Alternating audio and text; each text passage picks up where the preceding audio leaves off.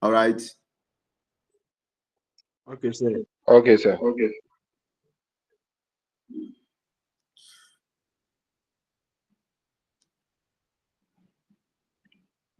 Okay, so let's look at the curriculum.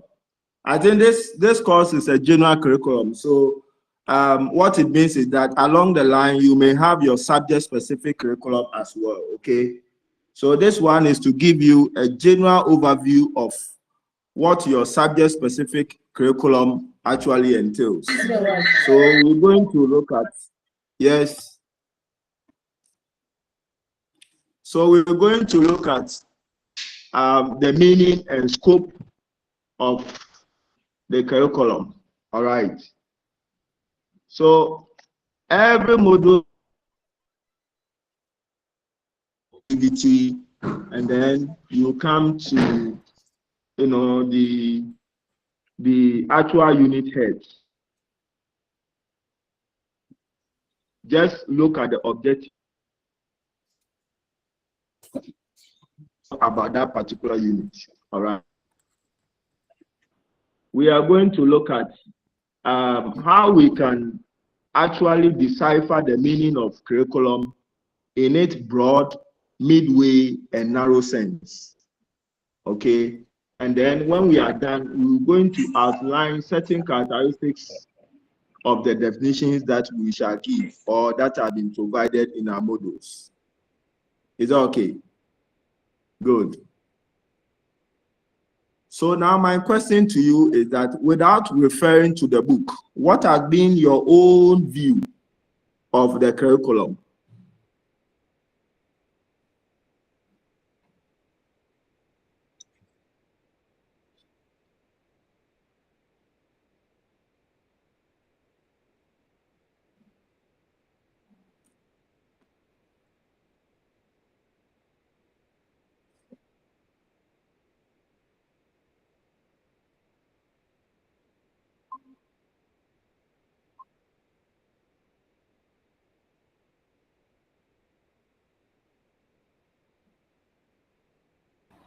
Sir, please, my hand is up. Okay. Sir, please, my hand is up. Okay. Yeah, so talking about curriculum, my view or my opinion is that it's a planned set of subjects, lessons, or activities that we undergo or that we offered as a learning experience. Okay, that's fine. That's fine. Yeah. So when we talk about the curriculum, we are referring to something that in a document form guides us in our course of studies in our various institutions. So you cannot have an institution without a curriculum. Okay, so that is what you have said. And in my view, it is one of the valuable intellectual areas that any practitioner of education must have an idea about. Yes, and it is no wonder that it is part of your course. Okay. So now that you've given me some brief overview, let us now look at the various definitions that specialist has given to the curriculum as a whole. You know, the curriculum is very broad. So various experts have various definitions of what it actually entails. Yeah, so studies have also classified them into three main areas: as the narrow definition, the broad definition, and then the midway definition. So when we say the narrow definition,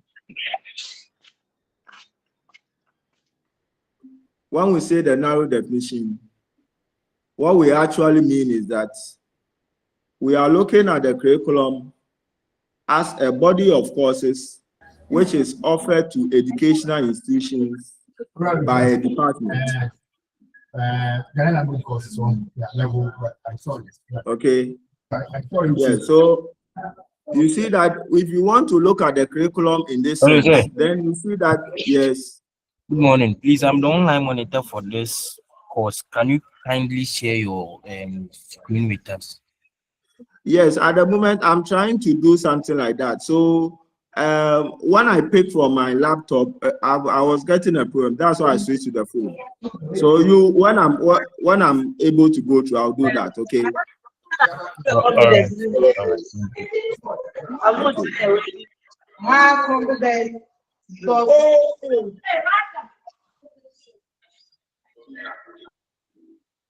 Hello.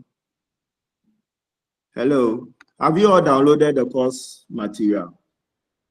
Yes, please. Okay, so let me try. If I can still share from my laptop, then that one you can have it. Okay, I'm coming. Just give me 2 minutes.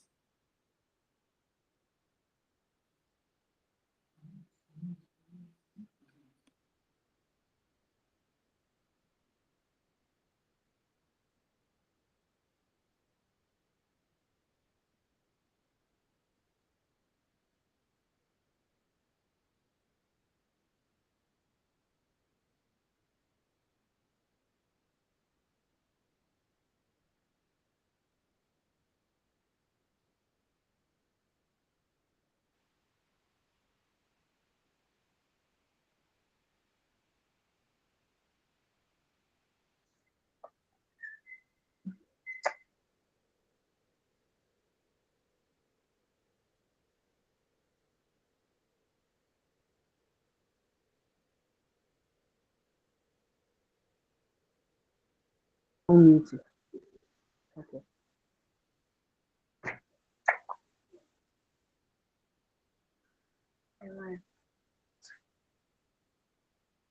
Real 21st.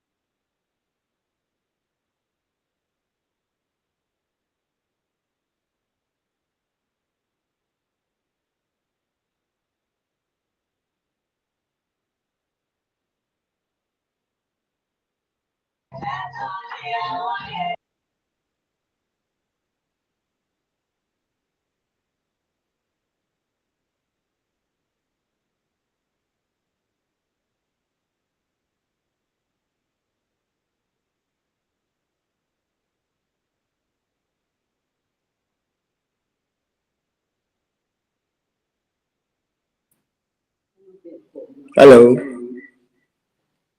Let me put this on for me. Put you mute it. Mute this one. Hello. Yes, sir. Hello. We are with you. We are with Yes, you, sir. sir. Okay. Okay. So I think I'm having somebody attend to that. So whilst the person does it, let me go ahead with you so that when he does the sharing, we cannot have it. Okay. All right, Okay, So sir. you just let's use the models. It's the same thing I will share with you. So if you have the models downloaded, just be with me so that as we move along, we can have a fruitful discussion. Okay. So we're saying that just check what it is.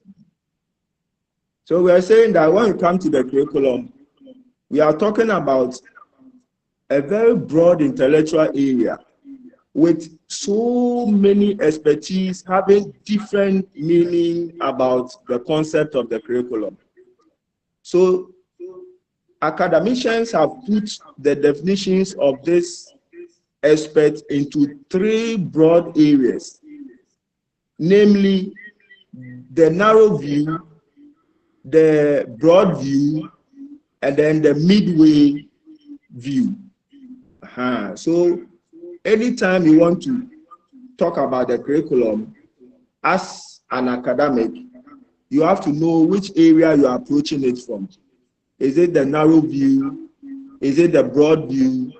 Or is it the midway view? Okay, so that is what we are driving at. So what is this narrow view?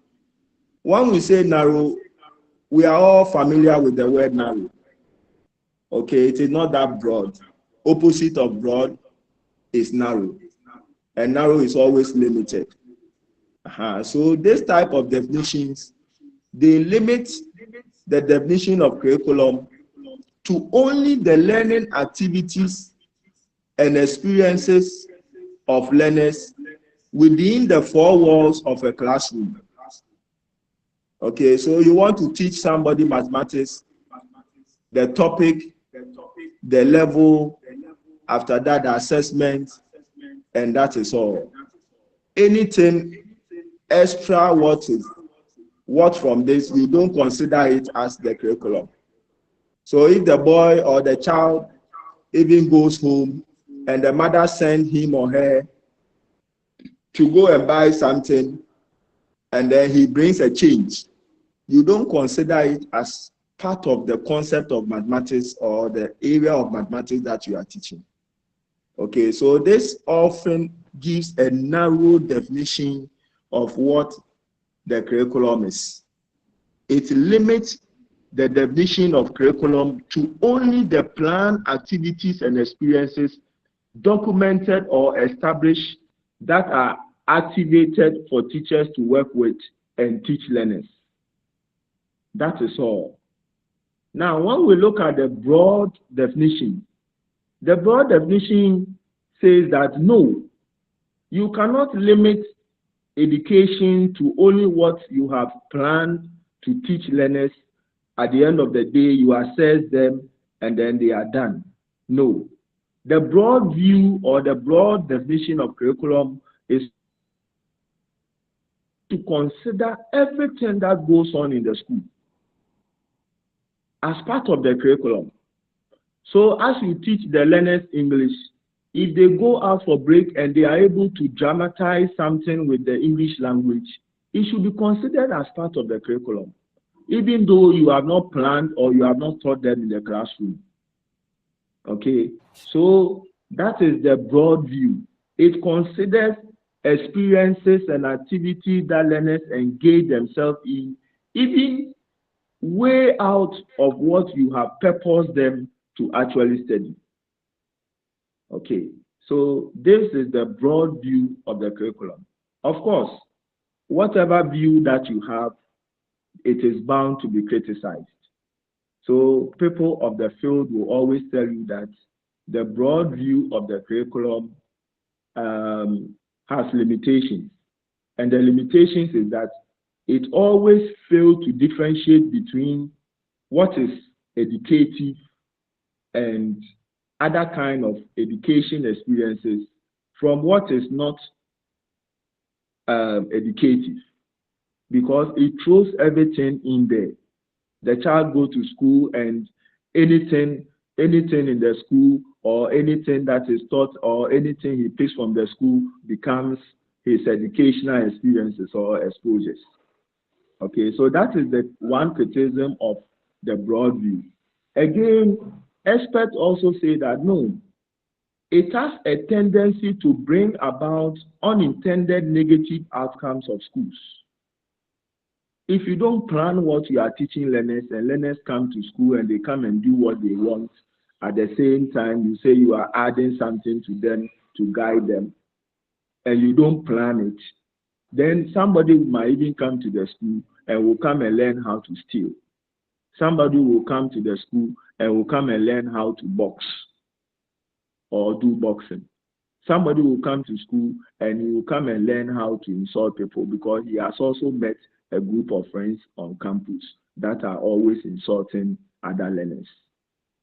Okay, so the unintended outcomes of the broad definition of the curriculum is what is making us to rethink about a midway definition. A midway definition, therefore, is the definition that blends the two. That's why we call it the midway. So the midway will blend the two. Remember, the narrow is the one that you have only planned. You have only planned that I'm going to teach A, B, C. Any other thing apart from A, B, C, you don't consider it. That's the narrow view. Then the broad view is that you are going to teach A, B, C, plus any other thing that occurs. That's the broad view. And we've seen the criticism of the broad view, okay, which says that it brings about unintended outcomes. Unintended outcomes. So to assuage for these unintended outcomes, then there's a need for a midway definition that will blend the broad and then the narrow. And what is this midway? The midway definition is the one that we have operationalized in our schools. So when we go to the schools and we are teaching, the curriculum that we are using is actually a midway definition. Okay, what is this midway definition? What does it say? The midway definition is just saying that when you have a curriculum which is planned, let's say you have mathematics, you have English and its content. So you have content of mathematics, you have content of English, you have content of science, and you want to let learners know about this content.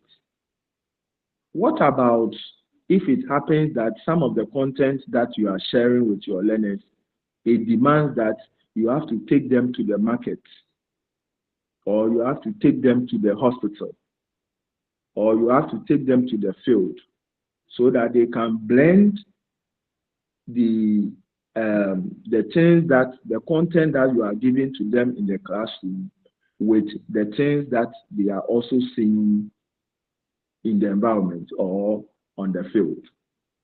Okay, so if you are able to plan a curriculum which blends these two, looking at some good in the outside that you can add to the planned learning activities that you have done, then we are saying that this type of curriculum is described as the midway curriculum or the midway definition of the curriculum.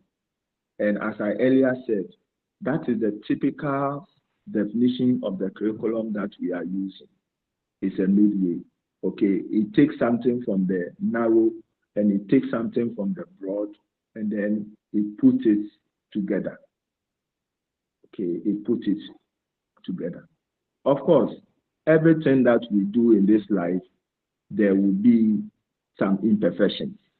Okay, so there are also criticisms about the midway definition. Let's look at just one or two of them.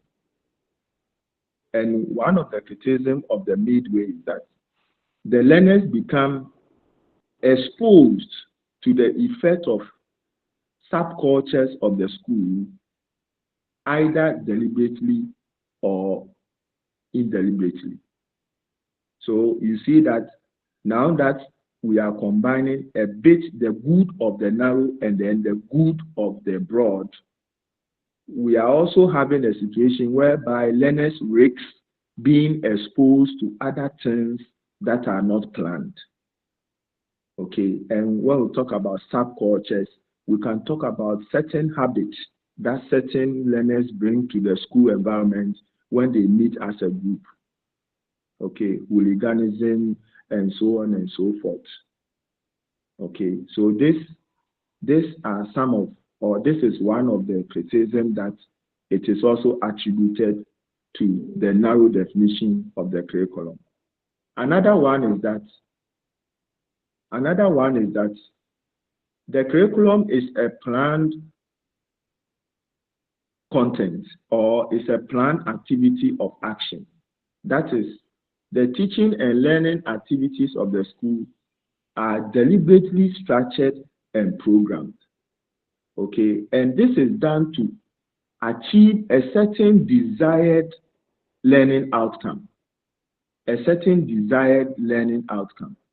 So if you are going to bring in other extraneous matters, other extracurricular activities, other co-curricular activities, then what you are doing is that you are also taking the learner's mind off what they are actually to benefit from going to school. You go to school and there is an activity on the field that you should go and play and exercise your body.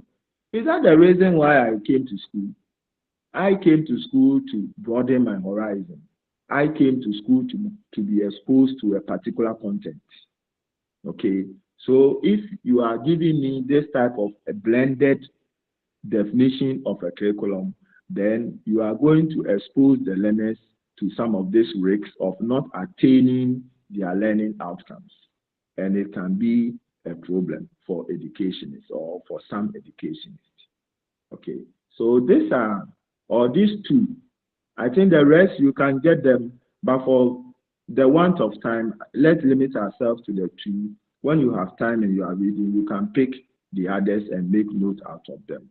Okay, but basically what we are saying is that for the unintended consequences that learners will be exposed to, the midway curriculum is even problematic. But without it, what will we do? If there's a criticism of the narrow, there's a criticism of the broad, and there's also a criticism of the blended or the midway, then what are we going to do?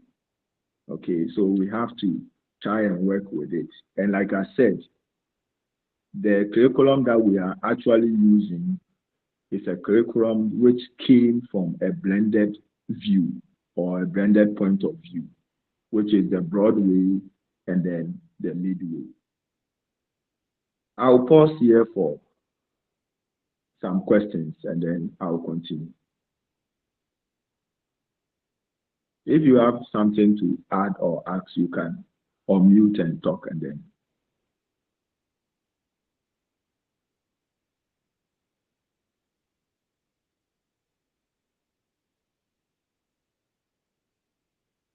Yes, wisdom.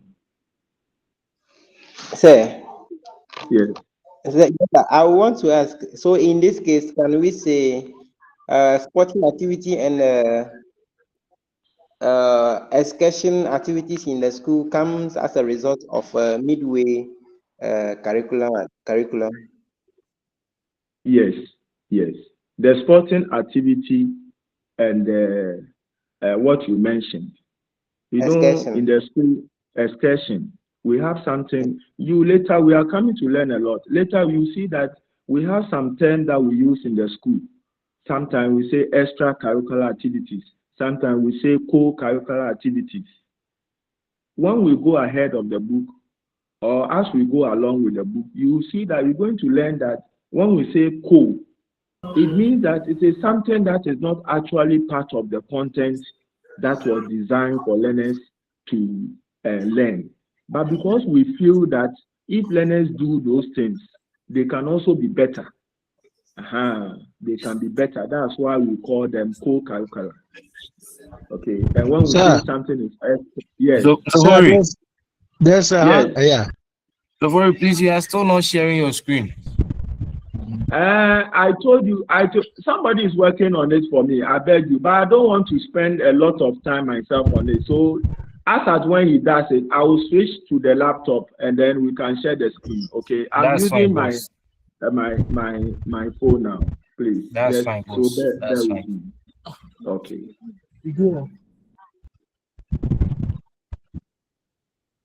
Hello. Hello. Somebody Yes, was sir. on the floor. Yes. Yes. Yeah, sir, I'm clear now. You have just clarified my question. So, Okay. All right. So now let's move on to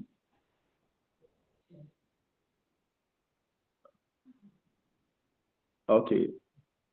Can somebody share the module from his end? yes, I If think somebody can, yes, yeah. So you can share it for me.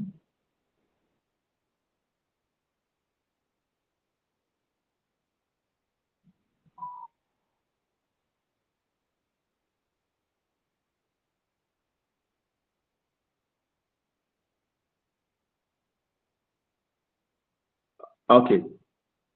Okay. So as we wait to share the screen, let's look at some key assessments that we have to look at. Now we are to define curriculum in our own way. So whatever we have said, whatever we have interacted with, we have to be able to put that idea on paper or to come from our own. Okay, so when we are asked that what is the curriculum, we have to be able to say something that merits the concept or the definition. Okay, but it must come from your own words because as we said, every educationist has his own view about the curriculum. Even when you go to the sports arena, they will tell you they have sports curriculum. When you go to the military, they will tell you they have military curriculum for training. If you go to nursing, they will tell you they have the nursing training curriculum. Okay, so the curriculum definition will be very broad. It will be as broad as the numerous professions that we have on earth. Okay, but for us in education, we have adopted the midway definition, which blends the two. So we can say that the curriculum is a planned learning activities and which takes place in and within, or which takes place within and outside the school. Okay, so the moment I give such a definition, then it means that whatever I'm teaching in the class must find its way of application outside. So this becomes very broad. Okay, if you also say that the curriculum is a planned content or a planned learning activities which is administered to learners, okay, with an expectation of a specific learning outcomes, then you know that then you are saying that then the curriculum definition is narrow because then you are limiting the educational experiences of the learners only to what you have decided. And when I say you, I don't mean you. When I say you, I mean the nation, I mean the society, I mean the community. So if the community decide that we should teach A and we go and teach A, that is a narrow view. But if the community decide that we should teach A, but the community itself also decide that learners can also bring along, or we can ask learners to, experience from themselves, interact with themselves, and then learn something for their own good, then it means that we are looking at the broad. I hope it's clear. Good. Then we are to explain 3 characteristics of a good definition of a curriculum. Okay, what are the characters of a good definition of a curriculum? So we have to learn to look at such pictures as well. If somebody is a curriculum per se, how does it look like? Okay, how does it look like? So is it planned? We have to note that. Okay, has it got an intended learning consequence or outcomes? We have to take note of that. All right. Then we are to outline 2 criticisms of the narrow definition of the curriculum. If the curriculum is narrow, how does it weigh on society? How does society become affected of such definition of a curriculum?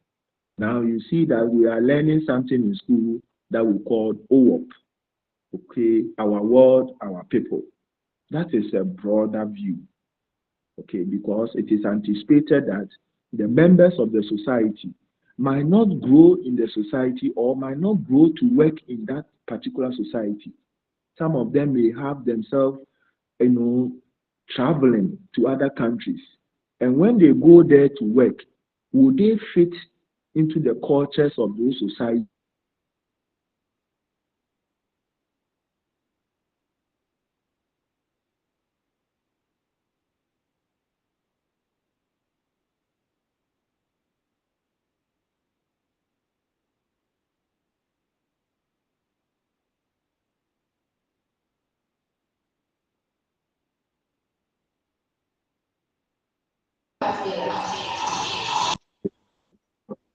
Sir, please, we can't hear you. So if you can hear my voice, your line has disconnected.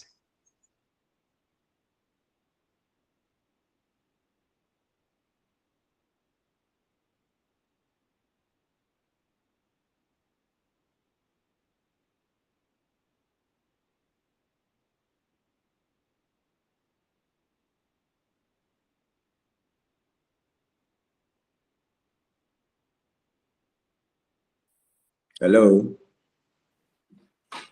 Hello. Hello. Yes. So we are moving on to the types of curriculum. We have types of curriculum in various institutions. Okay, so we want to look at some of the types. We can't do all. As I said, sometimes they can be as broad as the definitions themselves. Okay, but let's limit ourselves to what is in our model. So we have one we call official curriculum. Official. So when we say official curriculum, the name will direct us as to the concepts that it wants to, transmit to us. Okay. So when we say official, something that is official must have certain characteristics. It has to be planned. It has to be documented. It has to have an intended consequence or outcomes. That's why all of us, anything official, we are like, even when we are dressing and say we have to dress official, then you know that there's something to it. Okay. So when we say official curriculum, the official curriculum is a curriculum that is prescribed. It's a curriculum that is recommended. It's a curriculum that is explicit. It's a curriculum that is intended. It's a curriculum that is planned. And it's a curriculum that is adopted. So may I ask you, does Ghanaian schools or Ghana Education Service has an official curriculum or an unofficial curriculum? It's official. Official. Very good. Oh, yes, that is excellent. So it means that we have official curriculum, and the official curriculum can manifest itself either at the pre-tertiary or at the tertiary level. You know, at the tertiary level, they are let's say autonomous. Okay, the universities are autonomous, so they decide as to what their content will be. So if you want to pin officialdom to the university curriculum in Ghana, you may not have it, because you can go and do a course or a program in UCC, and somebody will do a similar program in Legon, and you see that the contents are not the same. Okay, so at the university level, they are autonomous. So they decide as to what they want the content of their programs to be. Okay, that is the character of higher education. But when you come to pre-tertiary, where we find ourselves, that one, the curriculum is official, and it is sanctioned by the Ministry of Education under the auspices of the Ghana Education Service. For pre-tertiary education, the curriculum is official. That means that you cannot have a secondary school in Accra that is teaching different content from a secondary school in Wa. You cannot have a difference of content in mathematics in a school in Western region, different from a school in Volta region. Yes, so when we say official, that is the extent to which we can appreciate such a concept. Okay, not in the tertiary, but in the pre-tertiary areas. We are talking about official curriculum. So Ghana has official curriculum for senior high schools, curriculum for basic school. And now I know that you also know that even SHS now, per the law, has now been classified as a basic education. So right from kindergarten to senior high school, we are looking at a basic education. And Ghana has official curriculum for such education in Ghana. Okay, so that is what we mean by official curriculum. It is recommended, it is prescribed, it is intended, it is planned, and has been adopted. Okay, so if you don't use it and you are practicing secondary education in Ghana, then you can find yourself in trouble. You can face some consequence, because then you are throwing away what the community Ghana has adopted to educate its own citizens. So that is the official. There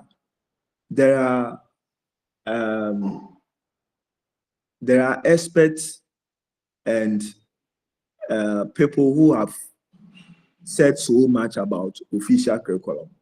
I want to just mention one, who is Howis, 1979. And he said that the official curriculum usually takes the form of a national or public statement of goals of education, the legal and administrative framework of the school system. You see that I told you that if you are a school and you are not going by the official curriculum, you can find yourself in trouble, because there's a legal consequence of that. And that is the official curriculum. Okay, it has the backing of the state, the law behind it. All right. Any question? Any question? Okay. If there's no question, Then let us read the last bullet. The last bullet. The last Sir, bullet. Yes. I want to ask if university, like you have said, that except universities who are also practicing, who are monotonous. But let me Autonomous. say autonomous, yes, autonomous. Yes. And let's say in the university, let's say UCC as a small community, they are can we say they are practicing the narrow curriculum? That is a curriculum limited to the UCC only. Like for instance, we have a school calendar for, let's say, the first semester of that's for UCC, but that one will differ from that of Winneba. And so, can we say they are practicing the midway curriculum?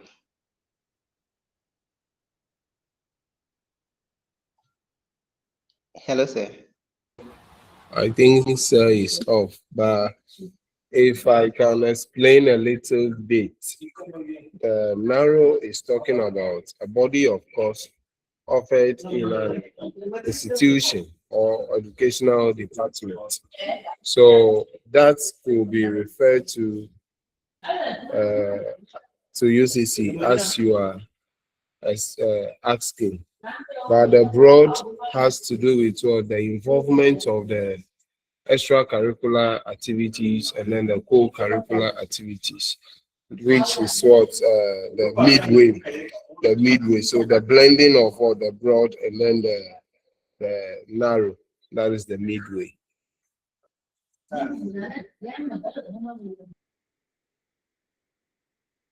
So that means what I'm asking is the answer should be yes.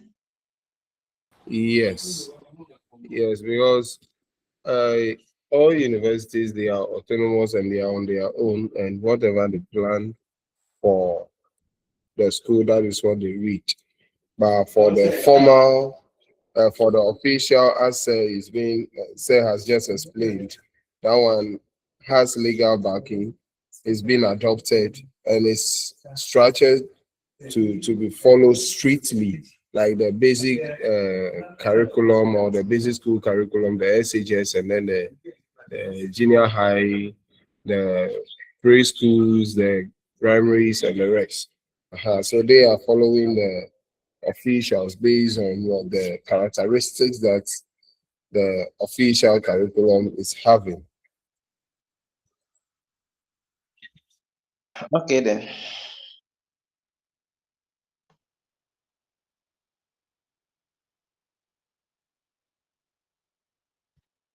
So, David, come again.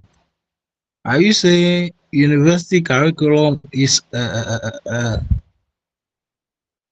blended one or a midway?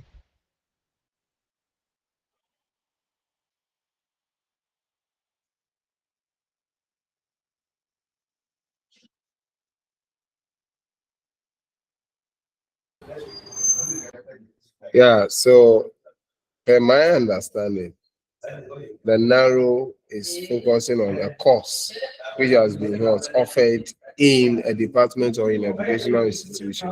So Sir explained early on that the narrow, the universities, they are autonomous, and then what a course that you read in UCC, the content of those courses in Legon will differ because they decide what should be in their models or what their content should be.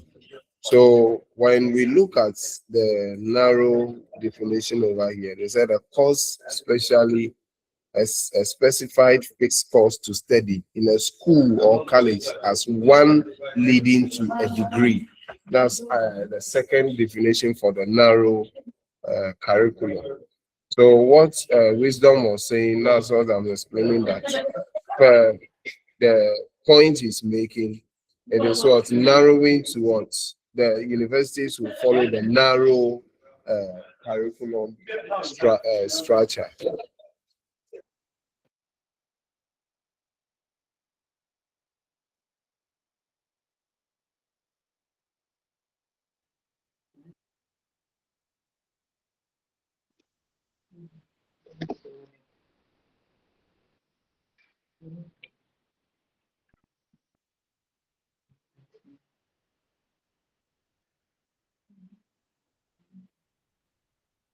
Hello.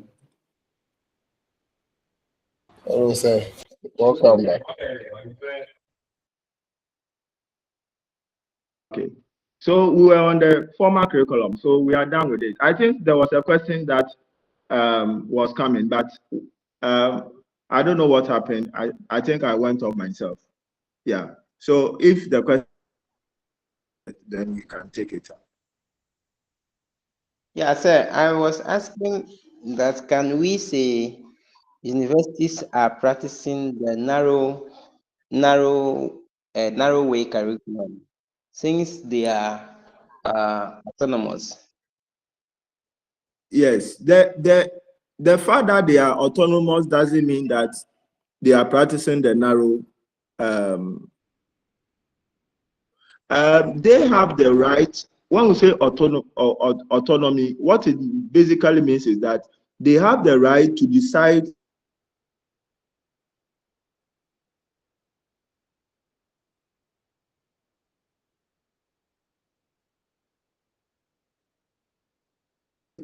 which content they place in their programs. That's all.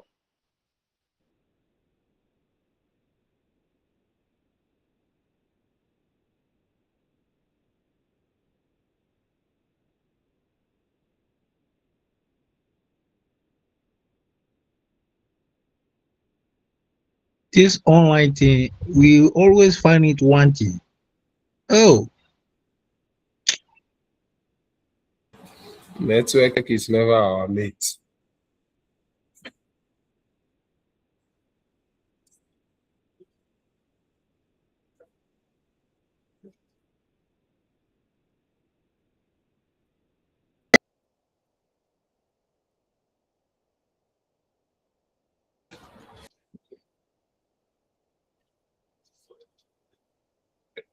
The network has given a farewell or goodbye to sir once again. So we only wait. so what do we should suggest we do about this? Because this thing, I think we should bring centers together so that we will do our online, we stop this online program. Because our monies and then our time, some of them are going in vain.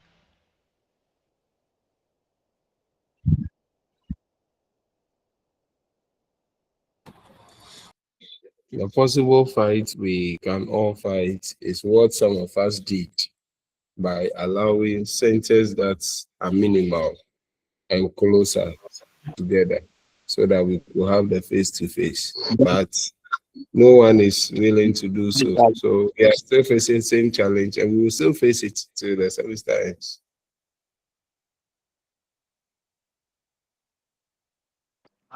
Brothers, do you know what is bringing this challenge? The distance is big. You see, the distance is far. From Akachi to Mafikmasi Ohu is quite far. And some people will be considering the other aspect of it, traveling from Mafikmasi or Ohu uh, uh, to Akachi to have a class. They don't even have a place to sleep over there. The next day too, they have another class which they have to stay over some other thing. It's gonna give tough time, and there is no a middle center that is close to all the other centers that we all can gather there at the same time. So you people should take time. We all have to analyze this in one day. But Then we conclude on something that let's do it this way. That it will be better. You get it? Ada and Akachi, are they not all that the same? We are also far from Akachi, but all of us are sleeping at Akachi. So it's better we come together over there for us to get at least 2020 this year. Paco, Yeah. You see, when you are asked to go people are to traveling from Bando. Someone traveled from Bando to Akachi. The person was here. They were 3 in number. They were here last week. They slept over, had their classes Saturday, Sunday, and they left. And today too, they are in the same way. They are all level 100 students. And yeah. And that is the sacrifice they are making to make things work out for them. And now all their first lesson was face-to-face. Second one, that is ongoing to face-to-face. And I asked the coordinator, I said they are going to have everything face-to-face because they are many.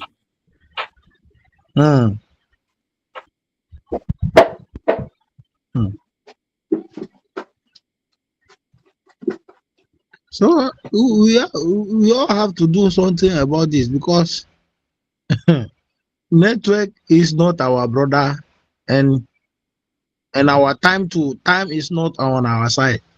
So we should look into it and see what we can do. Because at the end of the day, we students are going to suffer.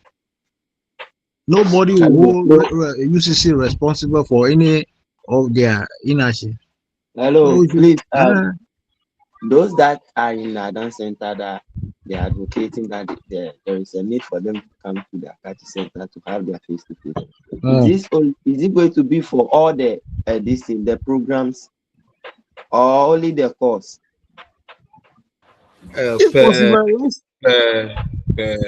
My coordinator, Akachi Center, we are 11 in number.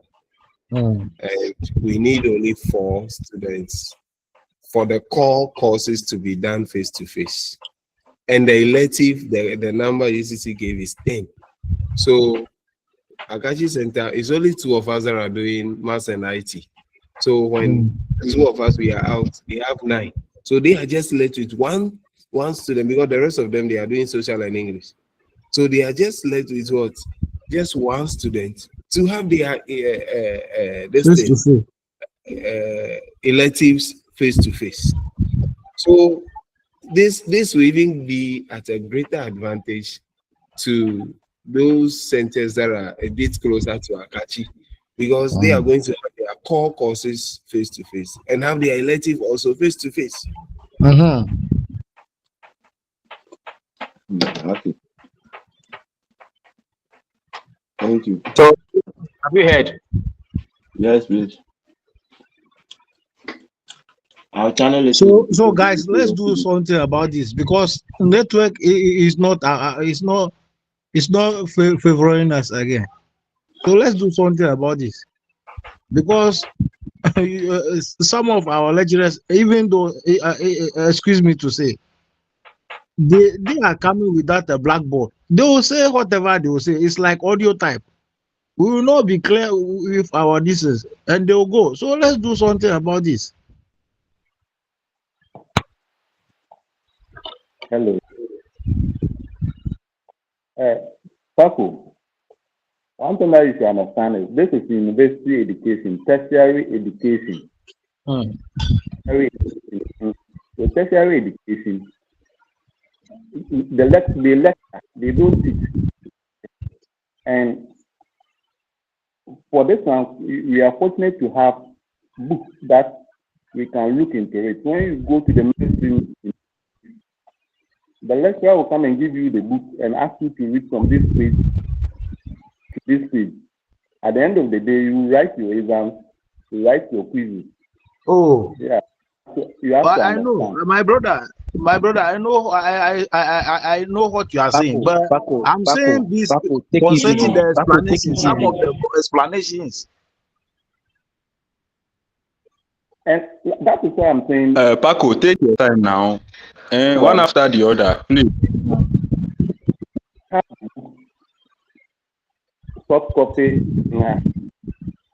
We can create groups amongst ourselves. The lecturer is only there to explain 1 or 2 things to us. But when you are in the university, the lecturer will not come. He asks you to go and read, go to the library, or research. He will give you the course outline, what you are supposed to do or the semester. Then you go and do your own research. Come and write it. So when you talk like that, especially when you were doing the first lecture, the way you talk to the lecture, it wasn't good at all. You are matured. Look at when you look at the way you were, was not good. When you talk like that, somebody will think something about you that when you hear of it, you will not be comfortable with. This is tertiary education. Now they are lecturing them. Even lecturing them, the teacher will take your textbook, read from here to here. What do you understand? Now it is a student sentence. My brother, my brother, where you are please, I don't understand what you are trying to say. The thing is, I pay a school fees to be taught. Okay, whatever I don't get, I have to ask, and they will explain. So Paco, you are saying that Paco. Hello, Paco. Hello. Hello, Please, Paco. My people, are you fighting on the line? What Please is hear going me on? out. Please hear me out. Eh? What's going on? Paco, I don't know. just calm down, okay? You say what I said to the lecturer What in what the is what previous is going on lesson. right now? Wait, You are not happy, but then Paco, the wait. lecturer answered us. Wait.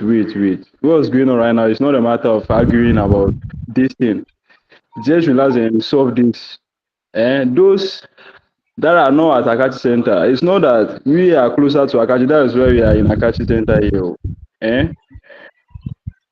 It's a matter of sacrificing one's time, coming here and then joining this line learning. And then the network will be disturbing. So just let's filter this thing out and then those outside Akachi, just try and then you join here so that we learn together. It's not a matter of you saying that the transport fare is going to cost you or something.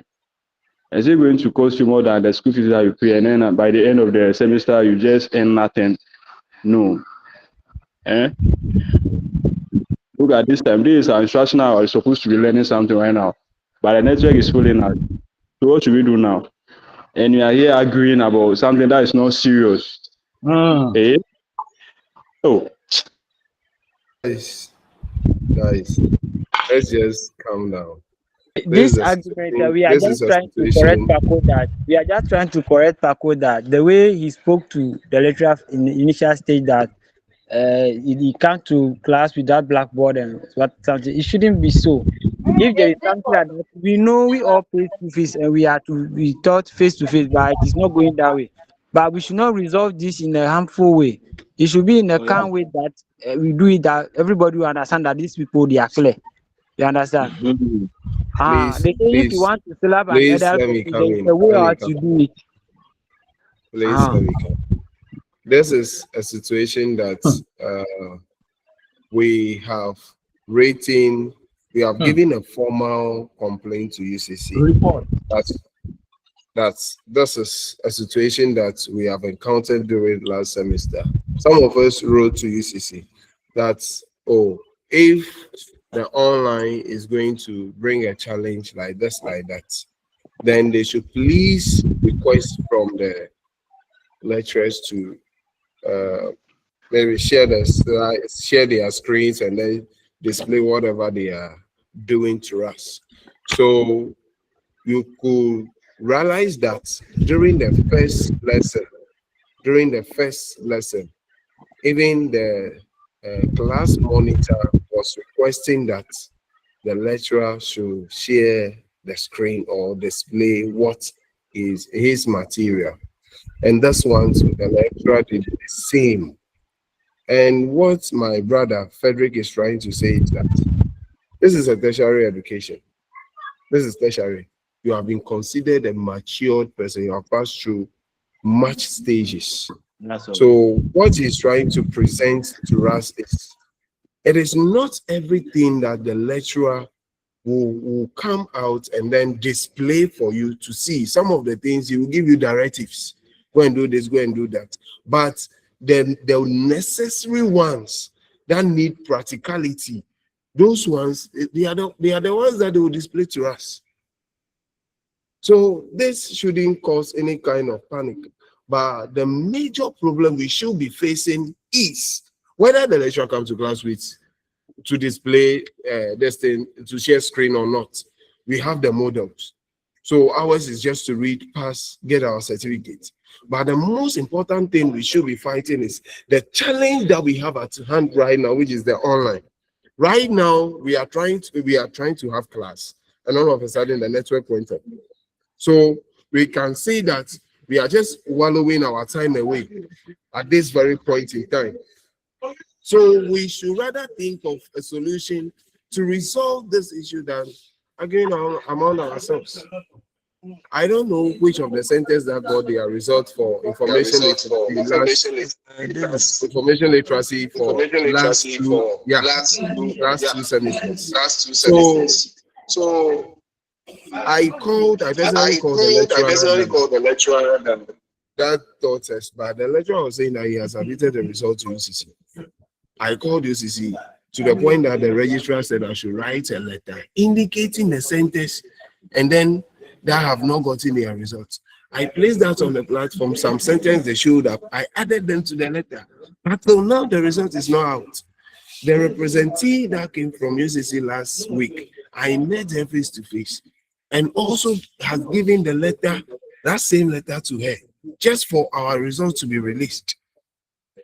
So if it is face to face, we know who to attack and we know where to go from. So please, let's just calm down. Let's go with this in peace. Thank you. Thank you, Brother David. Please, what happened was that for us to African Study Center, none of us had received a result on that particular thing you have mentioned. I also did the follow-up. I called the lecturers and some other things. They told me the same thing, that they've submitted the details to UCC, that it is left to them to do the needful. What happened was that some of the lecturers, they are not Hello? in UCC. They have been just Hello? given a contract. Hello? Yeah, please, where is the lecturer? I think it is off. It's off for a while now. I think it's due to network. It was due to network. Left. But will he come back? We don't know, We sir. don't know The question actually. we can answer now, please. All right, okay, thank you. So they just give them contract that they should teach. So teach these people for this semester. After everything, you submit their details to the UCC to work on. So for them, they have also done their best by submitting the details. Now it is on to UCC to queue in the details that they provide, but they fail to do that. I call a certain number to I mention all the things that they did not give us a result on it and some other things. They promised that they work on it and give me a feedback. So now I haven't received anything. You see, so some of the lecturers they have done their best. They have done their best. Now it is UCC have failed us because at first they promised that when we are to a certain number, they will do face to face for us. But up to now, we have to those numbers and they are not doing face to face to us. They change everything to online. You see, so this thing, we the students ourselves have to agree on certain things.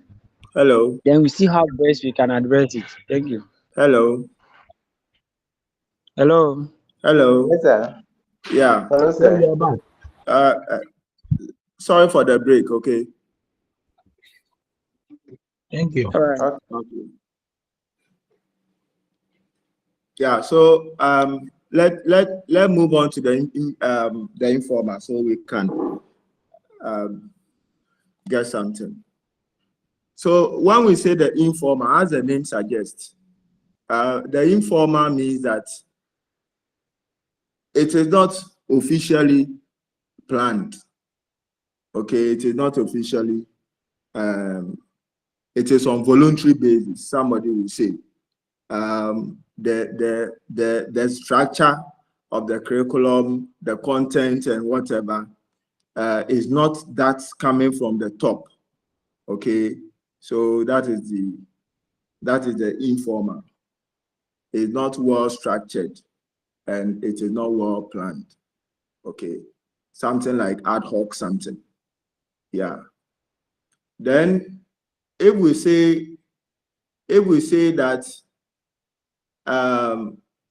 informal curriculum also, if we say that to our schools today, then we can talk about something that we mostly refer to as co-curricular, extracurricular, and then that. You will see, or you agree with me that sometimes you see government coming in and say, don't do extra classes in the school. Go and teach my, don't do the classes. Because government is seeing it as an informal curriculum. Okay, he has not sanctioned it that you should do classes for my learners. And you are doing the extra classes. Though it becomes informal. So he can sanction you and ask you to stop. Okay. Sometimes when maybe you have a program like education and maybe you want to, as a teacher, you are teaching something, but you want the learners to go to the field to ascertain the fact for themselves. And then you write your nice letter for permission. And then the head will say, oh, take it to the district, or you pass it through me. And then I will send it to the district, and then all that. Before you realize, the date that you set is not distant. So in effect, you cannot have the excursion. Why are they doing all these things? Because it is not a formal curriculum. It is not innate that you should send the learners outside. So when you are sending the learners outside to learn, it means you have to seek permission. And this permission sometimes can take days, weeks, months, and it hasn't come. Okay? Because they are not formal. They will not want to agree with you. Even the headmaster of the school can say that, no, I don't want you to send the learners. These days, there are problems and those sort of things. So don't send the learners anywhere because I can't answer for any question. Because the curriculum is informal. So such curriculum, we term it as either co-curricular or extracurricular activities. And that. But now, GES is trying to infuse this into the official curriculum so that where learners must go out and learn what we call authentic learning, they can always do so, okay, if they plan it well. So that is it. Any question? Okay. So if there's no question on the informal, then let's move on to the actual curriculum. So what is actual curriculum? You see, the names suggest something to you. From formal, we came to informal, and then now we're talking about actual curriculum. Okay. So what is this actual curriculum? What is it? You see that those of you who are teaching, when you take a content and you are teaching, the way you teach the content might be different from the way another person teaches the same content. I don't know whether you have observed these things among yourself as teachers. You see, so the curriculum say teach A, B, C, but the way you teach it can bring out another type of curriculum which we call actual. So let me put it in a very a good way that we can all remember. The actual curriculum becomes the curriculum that you, the teacher, or what you, the teacher, teaches in the classroom. It can be maybe lack of resources. So maybe you want to teach maybe osmosis. As a science teacher, you want to teach osmosis, but you don't have the materials. The YAM as a material is not there. Maybe whatever you need to teach the osmosis is not there. But in the curriculum, official curriculum, you have been asked that do an activity for the learners. But because of lack of resources, you are not doing the activity for the learners, but rather you are teaching the osmosis without the activity. In that sense, that thing that you are teaching or that content that you are teaching is classified as actual curriculum. That is what you are doing Okay, that is what you are implementing outside what you have been asked to do or to implement. So that is the actual curriculum. And most teachers are there, or most of the delivery of educational content that we do are actual, because you and I are not the same. The schools are not the same. The learners are even not the same. Because you want to teach osmosis and the learner has no experience in osmosis, you need to bring the learner up to speed before you can teach osmosis. Maybe another teacher is having a school that everything is there. The learners are also having the prior experience. Then the teacher can go ahead and teach the osmosis in a way that it is asked that it be taught. Okay, so that is the actual curriculum. Any question? Any question? Okay, so if there's no question, then let's look at some of the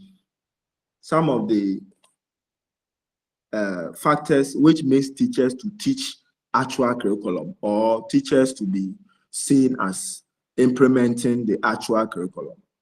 And maybe, like I said earlier on, background experience of learners is not there.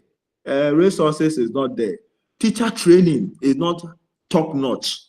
Okay, maybe the teacher is not trained in how to go about the activities that have been enshrined in the curriculum. So how does he go about it? He will not do it, or she will not do it. And once she is not doing it, it means that she is not implementing or enacting the curriculum that he is expected to do. Okay, so these are some of the factors. You can also have quality of leadership and supervision. So in some schools, they don't care whether the teacher goes to teach the right thing or not. They don't care. But when you have a school that you have monitors and supervisors that can sit in your lessons and monitor the lessons that you have planned and you are teaching, you will see that there's no way that if there is an activity like osmosis, you will not teach it. You by all means teach it, because somebody is monitoring.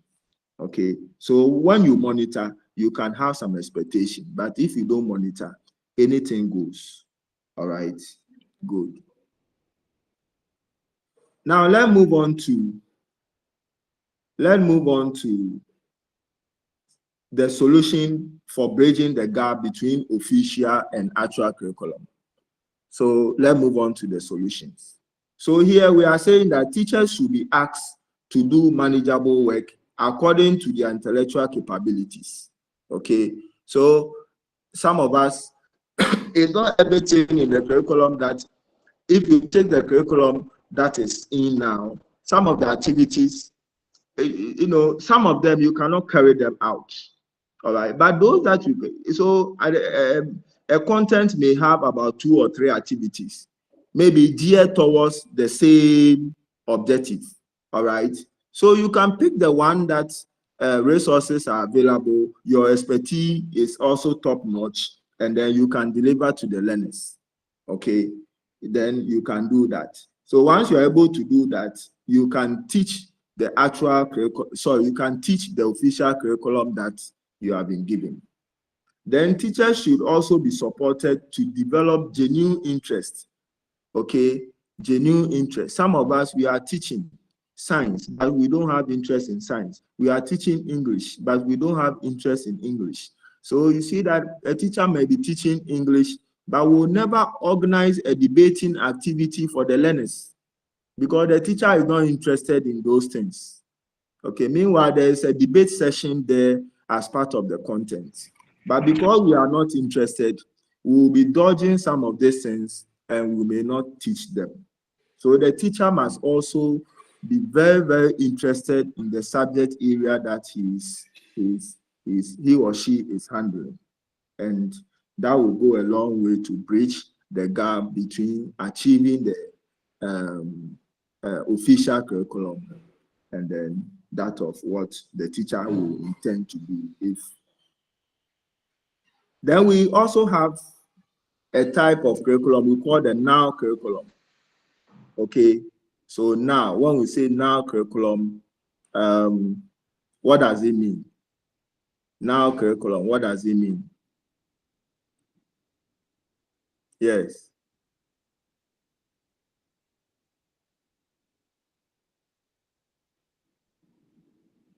Yes. It means that empty. Empty. Yes, please. Okay, so that's okay, so that is fine. So when we say now, you know, you have been doing a whole lot of things with the word now and void.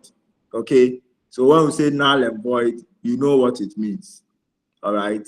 So here we mean that the thing that you do not teach, okay, the thing that you do not teach, there are some things in the system or in the content, okay, but you don't teach them.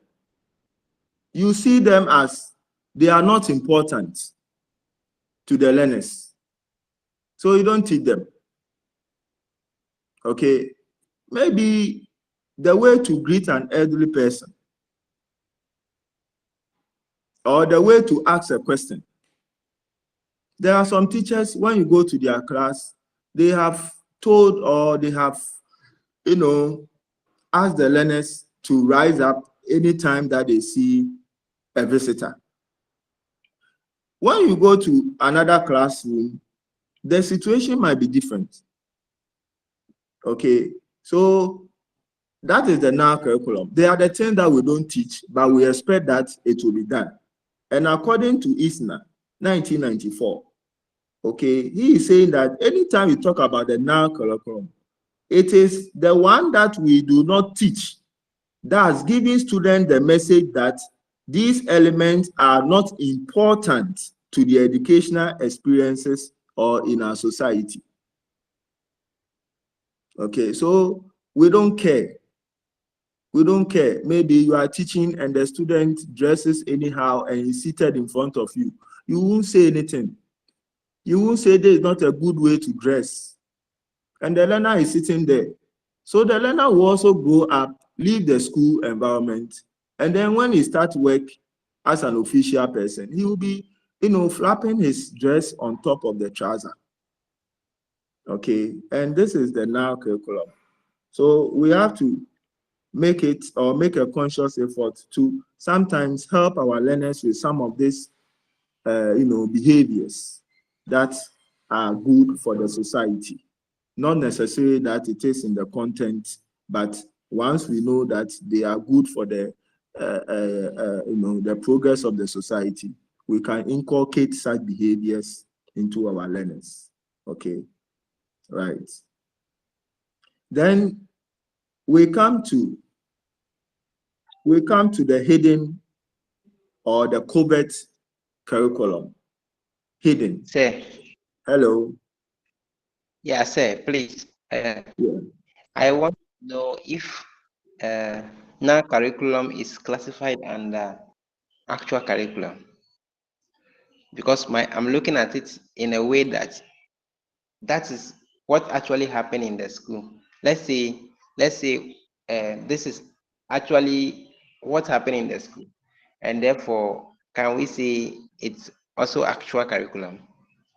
Okay, let me read the last bit of the courses of now curriculum, and then I will make a statement from there. Okay, so when you look at the courses, the last statement, it says now curriculum could be attributed to poor curriculum planning and poor quality teaching.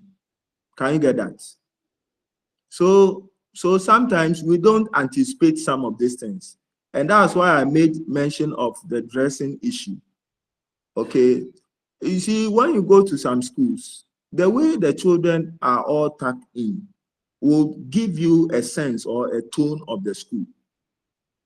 Okay, this one, it didn't come officially. There's no official curriculum that says that content A, when students are in the classroom, they should all sit formally, they should all tuck in, they should all dress properly, and then that.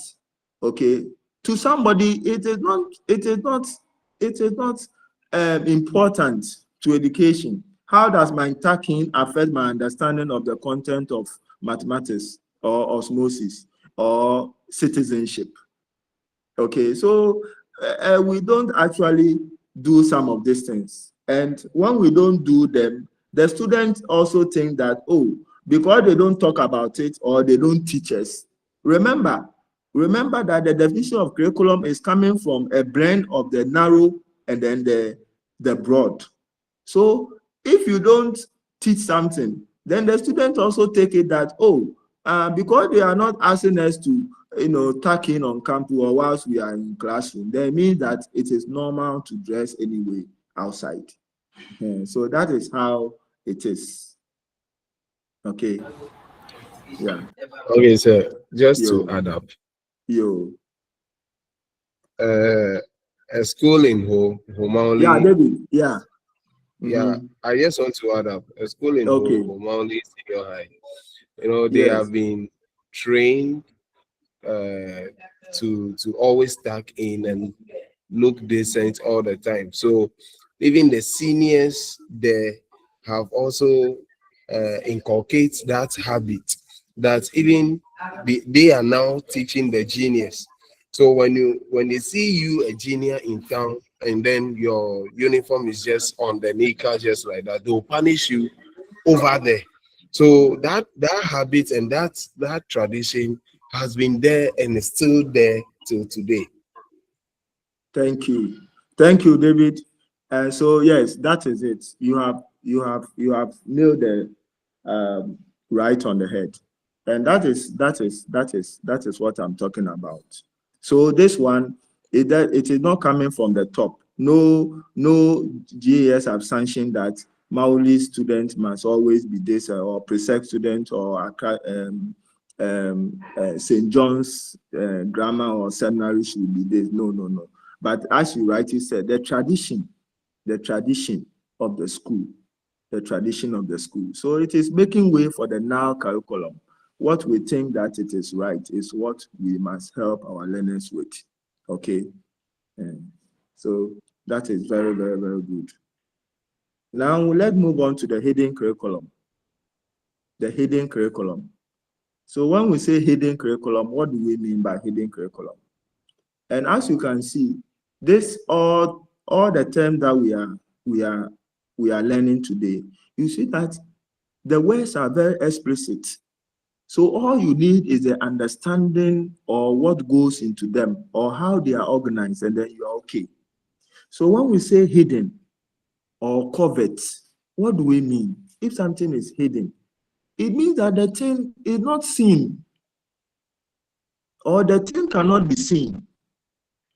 Okay, it cannot be seen. That is what we mean by hidden. So a curriculum that cannot be seen, but in a way it is expressing itself, is what we term as the covert or the hidden curriculum. Okay, so when you go to some schools, there are some schools you see that when you go there, before you come out of the place, one way or the other, you know how to smoke. I don't want to go far. There are some schools. Hello. There are some schools. When you go there, before you come out, or when you graduate from there, there are certain attributes that they will say that these are the character of those people. These are some of the things. Let me mention one particular school, Wesley Girls High School. Wesley Girls High School, they have a hidden curriculum. Okay, do you know that they even teach the girls how to walk, how to sit, how to talk? Are you aware? Are you aware about that? Yes, sir. Yes. So that's the hidden curriculum. Okay. They tell them how to behave, how to do this in the public, how to receive visitors. Some schools too don't do it. Okay. So when we say hidden, they are the things that they are unseen, but it is having effects on the learners within that environment. And if it is negative, then we are doomed. But if it is positive, then the country is blessed with this kind of product. Okay, so the hidden curriculum can be dangerous or it can be helpful, depending on the nature of it. If it is like teaching us how to speak in public and respecting elders so that when we go out, we can also do the same, then it's positive. But if it is to teach us how to do certain things in public, jump walls, do that, and then that one, society will lose. Because at the end of the day, society will be filled with such people. Okay, so the hidden curriculum has that agenda. And it doesn't explicitly tell you that this is what the school is. It doesn't explicitly tell you, but the general behavior, it can even be the teachers. You can go to a school and teachers don't go to class, and the students are used to it. The students are used to it. So you see them every time they are in the class, quiet, they are reading. Okay? They are reading. You enter the class and there's no teacher. It's a hidden curriculum. So those of you who will be growing up in the field of education to do a whole lot of work and research in education, there are a whole lot of areas you can research to. The hidden curriculums of the various secondary schools that makes their product become what they are. There are some schools, they said as for them, the moment you step there, you'll be a bank manager. There are some schools like that. What is in that school, or what do they add to the learners there that makes them to say, or that makes a lot of them come out as soldiers or bank managers or this and that? What do they do? So I think going up, we can take it up and study much about hidden curriculum. It's very, very interesting. Okay. Mm-hmm. So positive and negative side of hidden curriculum. You see, I mentioned something like that, that if it is positive, then Ghana is blessed. But if it is negative, then it's not helpful. We are going to suffer. We are going to suffer. And so we have to be very, very careful about it. Then we move on to another type of curriculum. We call it enacted curriculum. Enacted. When we say enact, some of us have an idea about enactment. Those of us who teaches English, drama, and then that. You enact a show. You enact. So when we say enactment of curriculum, we mean that if I put two teachers there, teacher A and teacher B, they've all gone through the same training. And I ask them that, teach this topic for me. Teacher A, the way teacher A will teach it is different from the way teacher B will teach it. Are we okay? So the moment there's a difference in the way they teach, then we can say that they are enacting. Those teachers are enacting the curriculum. Because then they are teaching according to how they feel or the content that they have imbued themselves with. That's how they are teaching. It can be experience, it can be availability of resources, it can be quality training, and so on and so forth. So the moment two teachers teach differently, because of their background, because of availability, because of their understanding of the concept, then we say that that curriculum that they are teaching is being what? Enacted. All right. Later on, you will see that I mentioned curriculum, but I'm not mentioning syllabus, because the syllabus is a subset of the curriculum. Okay. And the bigger one, or the bigger picture we have to look at, is the curriculum. Okay. All right. Any question before I move on?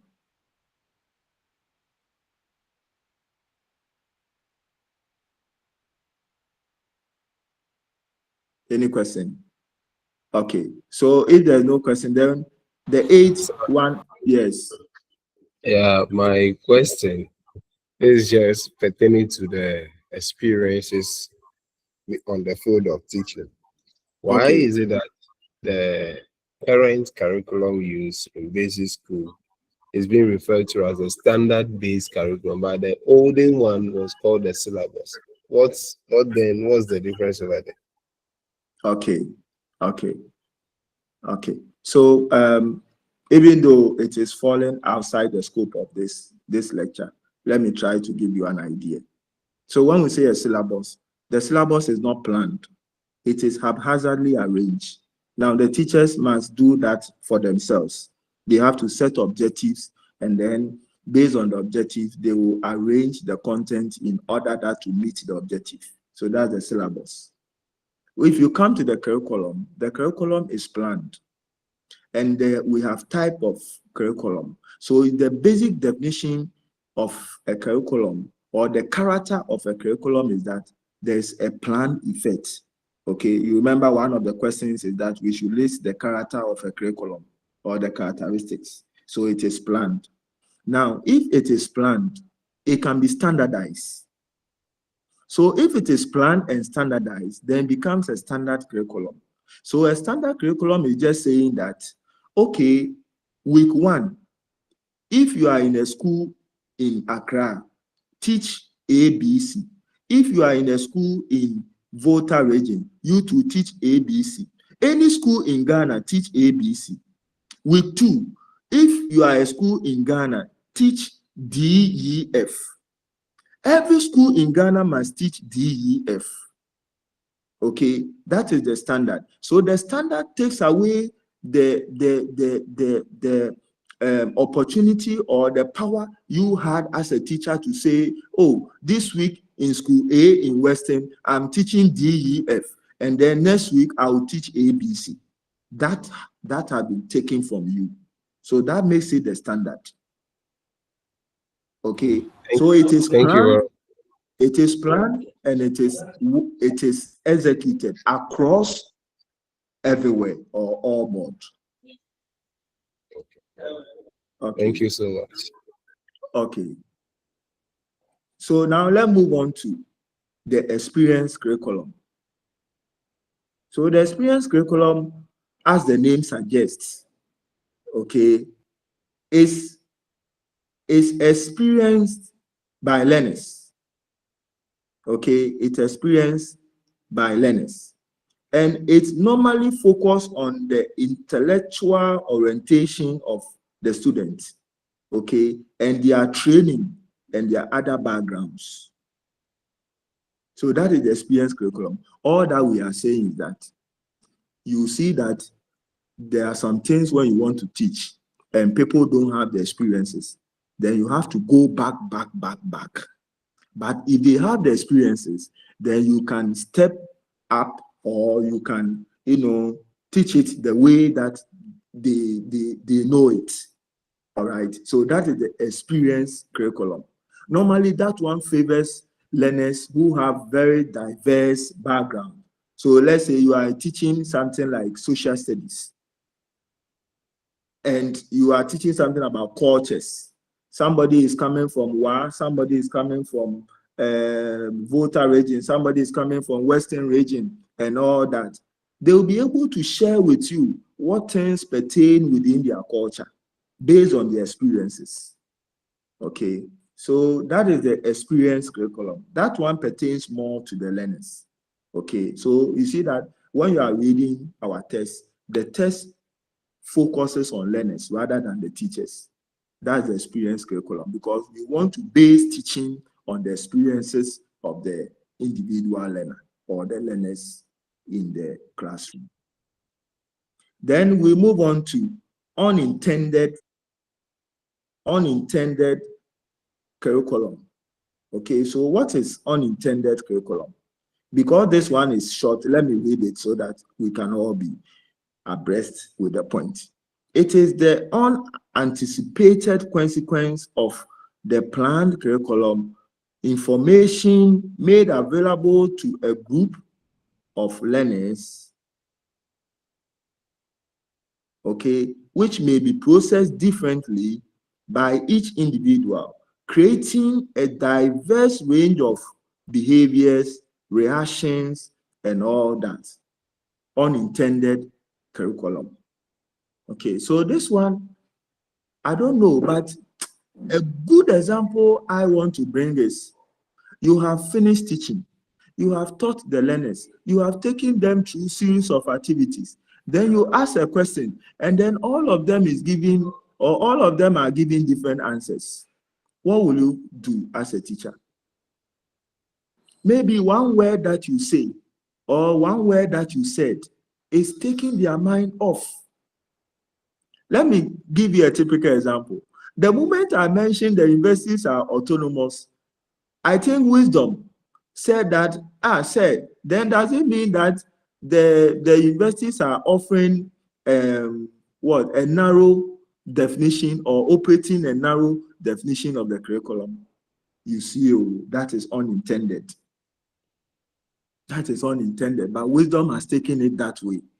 So until Wisdom asks the question for me to clarify that no, if they are there as autonomous, it doesn't mean that they are doing something narrow. And I even gave a situation that, maybe you are doing education in UCC, but your off-campus is 4 months. Somebody is doing education in another university, but his or her off-campus can be a whole year. So you see that this one, there's variation. But that doesn't mean that they are narrow. Okay? So when we say unintended, it means that as you are teaching, and as you are talking, and as you are leading learners, they might have their own view and interpretations of what you are teaching them. And through assessment, you may be able to correct some of these mistakes. Otherwise, if you don't assess your learners, some of them will go out with an unintended curriculum because they might not understand you well. Sometimes lawyers also do the same. They will have different views, the same law, but this one is saying this one is saying this. But meanwhile, when they went to the school, they were taught one thing. But you see, the way they are interpreting it in their heads is giving rise to different ways of looking at the issue. So in this case, then there will be an arbiter, one person, or the Supreme Court, who will say that, no, this is what the Constitution said about this. I have interpreted it to be so. Go by it. Then all of us will go by it. So that is the unintended curriculum. It's very interesting, but it can be cured if you do the right thing. Always asking learners. Yes, Paco. Sir, Yes. please, I wanted to know whether the general curriculum and actual are similar. No. This is another unintended. Is it from what I have said earlier? Yes. Paco, is it from what I've said earlier? Yes. When you are mentioning the types. Yes. Yes. So Paco, do you know something? When we say actual curriculum, it is what you as a teacher go and teach out of what the curriculum mandates you to teach. Okay. So let me give you a typical example. Go and teach learners osmosis, and then take them through an experiment through osmosis. You went and taught learners what is osmosis and told them the factors that affect osmosis. What you have taught them is actual curriculum, but the official curriculum that take them through an activity of osmosis, you didn't do it. Okay. That's it. Thank you. Thank you too. Okay, so that is the unintended. Then the last one, let's look at the last one. The last one is the core curriculum. What is the core curriculum? We are all aware that when we went to secondary schools, before we got into our various levels of education now, we all went through pre-tertiary. And we did subjects like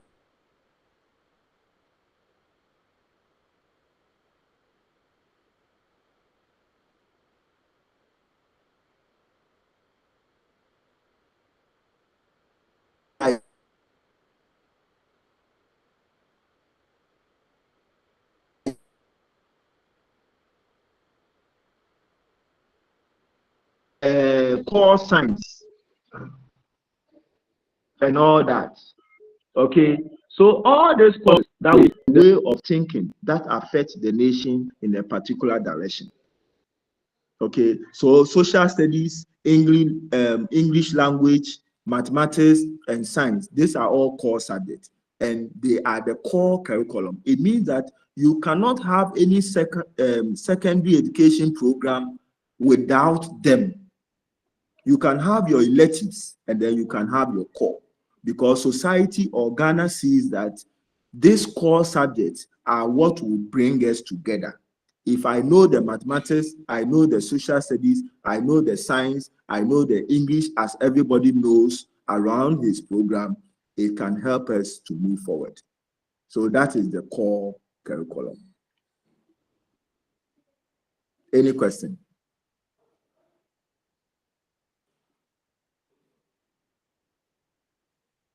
Any question? Okay, so it means that what we have discussed so far about the types of curriculum are something that we have all assimilated so well. And it has some advantages. Let me just state one. Let me state one. And I'm going to state the very first one. It provides a means for society to initiate its young ones into the culture by equipping them with basic knowledge. So you see, if you are doing the science, I'm also doing the science, and that it means that we are aligning our mindset towards the same goal for the nation. Okay, and that's the essence of core curriculum. So everybody does it, everybody will learn it, and everybody will write about it in the form of assessment. Okay, I think the rest of the advantages you can go through. It makes room for development, and that you can go through, and then that. Then the disadvantages. Okay, one, in situations where there are too many core subjects which are loaded heavily with topics, learners have very little time to devote attention to. Please, it's true that when the core subjects have a lot of content, it makes the learning boring because we have our elective to also study. So it means that as a curriculum learner or as a curriculum planner or designer in the future, which one of you will become, we have to ensure that if we are tasked to develop a core curriculum, we should know that if we make the content too much, learners will have dissatisfaction and they will not, learn it. So we should make it very brief. Okay, so that is the disadvantages. So we are done with the types of curriculum. I don't know if there's more time, but I think the time is fast approaching. Yeah, we have only 6 minutes. Yes. So I want to just apologize for the interruptions and then the breaks and then all that. But every new thing has its own way of manifesting itself. But with time, we're going to correct all these things so that it doesn't happen, so that we can have a fruitful discussion. I want to assure you that it is okay for you, though the network system can sometimes affect us. But I think it's one way that wherever you are, you can hook on and then have your lectures. Yes, except that sometimes the technology fails us. But let it count as one of the odds rather than the even, so that we can work towards making sure that it doesn't rampantly occur in our next lesson. Okay, so what I want you to do is that this system goes by unit. So week 1, we are supposed to finish unit 1, and then week 2, we are supposed to finish unit 2. So that is how it is. So every week and the unit that we are supposed to cover. But you know that as a university student, reading must be your passion. So you are going to read a lot. Please find time to read the modules. If you find time to read the modules and there are some areas that you need us to deliberate on, then when we come here, we can use that time to deliberate on. If there are some assessment questions and you have tried to answer them, but you want us to see that this is the best approach to answering those questions, when we meet here, that is the platform, okay? So that at least the little that we come to do here will enlighten you on the much that you have read. Then it will take you up, or it will take you forward. So that is what I want to say. If somebody also has something to add, is permitted. Okay, so the next items are the terminologies, and that one read, and then maybe I'll provide a gist on how you can assimilate it and then appreciate the concept. Curriculum design, curriculum planning, curriculum development. These are all things that we are exposing you to, because one day, some of you, after your program, your masters will be in these areas. So we are exposing you to some of these themes, so that when you get there, you know that, oh, I can veer into curriculum and do curriculum studies or research, and then that will help. Then we have curriculum implementation, curriculum evaluation, and so on and so forth. So these are all terms. When somebody said, hey, did they evaluate the curriculum before they rolled it out? You know what the person is asking for, and you know what it means. Then you come to self-assessment questions. You can have a guide as to how the questions will be asked in exams. And when we meet, we can also share the way you answer them, and then we can add something to it. And then unit 2 and 3 and so on and so forth. Let me also tell you that some of the times we will be doing presentations. So maybe you can pick a unit, or I'll share a unit, and then one of you will take us through, and then whilst the rest of us listen or contribute. And that will be our presentation, so that we don't wait till the latter part of the session, then we say we are doing the presentation. But our bosses at UCC will tell us what to do. So when they say we should wait till the end, fine.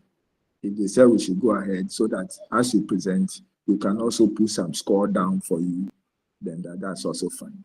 And your interaction and the way you also answer questions also will also inform us as to how to assess you.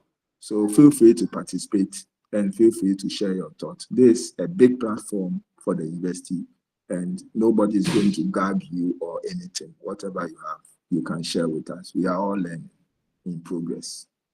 Thank you very much. Thank you, sir.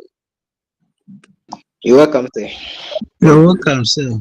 Thank you very much. Thank you. Thank you. Thank you. Okay, so bye-bye. Over the week, the WhatsApp link is also not this, but when it is effective, we can hook on and then we can take some of the things there as well. Okay, Okay. sir. Okay. Bye. Bye. Bye-bye.